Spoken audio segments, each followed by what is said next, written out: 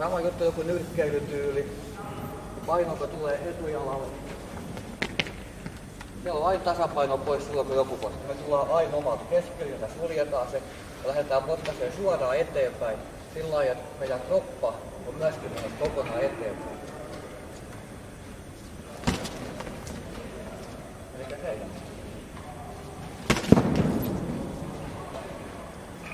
Taitaa pistää voimaa vastaan. Elikkä me mennään aina suoraan päälle. Ensinnäkin tuohon.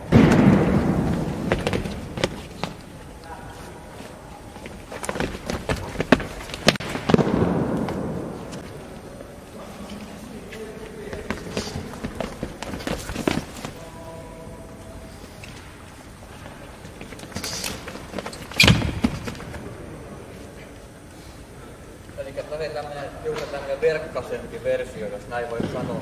Eli tässä on tämä meidän periaate. Eli tämäkin voi ensi alkuun näyttää vähän erikoiselta.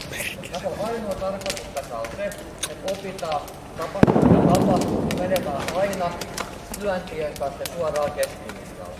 Ja siinä on mukana kaikki mahdolliset vedot ja kaikki työnnöt ja hämäykset. Opetellaan nimenomaan aina menemään suoraan kaverin päähän, eikä me lähdetä menemään mihinkään hämäyksiin.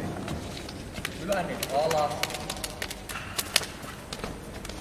Ja koukkulyönnit, siitä vastaan toimiminen.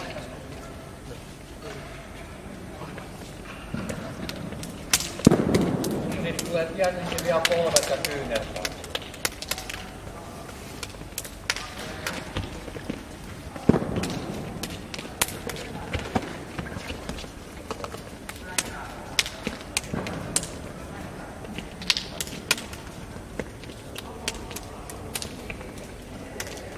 Tämä oli meidän ensimmäinen harjoitusmaata.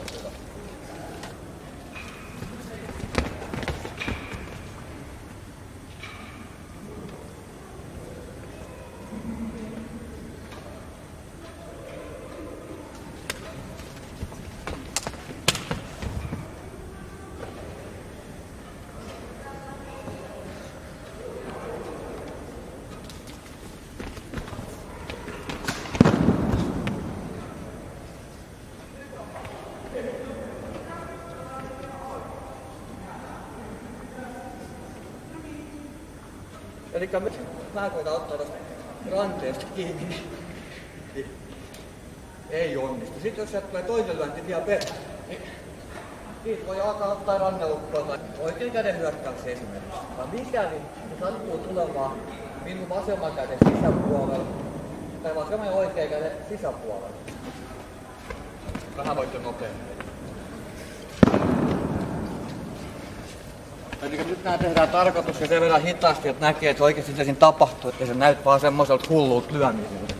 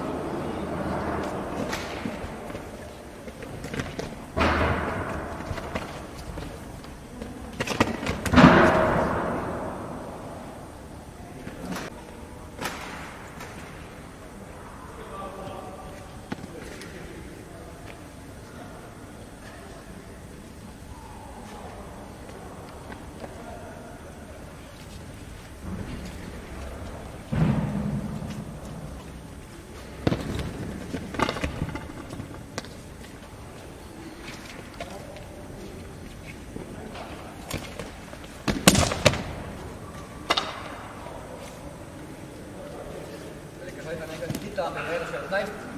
Näistä asehommista voidaan vielä saakinen. Ja näyttää aina, että tässä hyökkää tuon kepikasti vasemmalta kädeltä ylhäältä päin. Silloin aina tästä me saadaan suojattua itsemme. Ja taas me mennään aina suoraan päin, koska jos mä peruutan, kun tää kaveri alkaa tulemaan tuolta kepikasti, niin sen jälkeen ei ole enää mitään sanomista. Se kaveri se kepikasti. Ja sitten seuraavaksi muutamia jigsaw-taisteluharjoituksia. silmät sidottuna ainoastaan tuntoaistin varassa.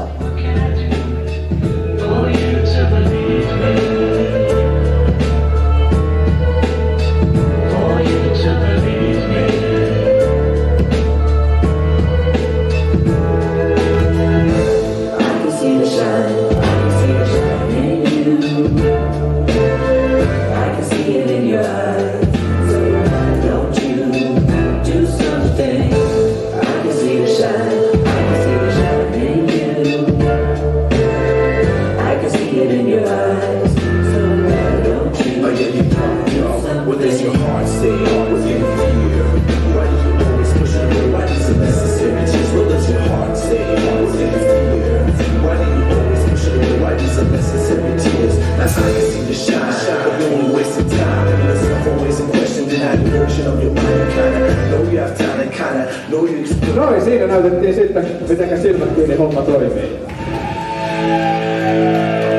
Myös valmius taistella aseita vastaan sisältyy Wing Chungiin. Toki aina on parasta välttää taistelemista asetta vastaan. Ainahan se ei ole mahdollista, jos on ulkona esim. Perheen kanssa.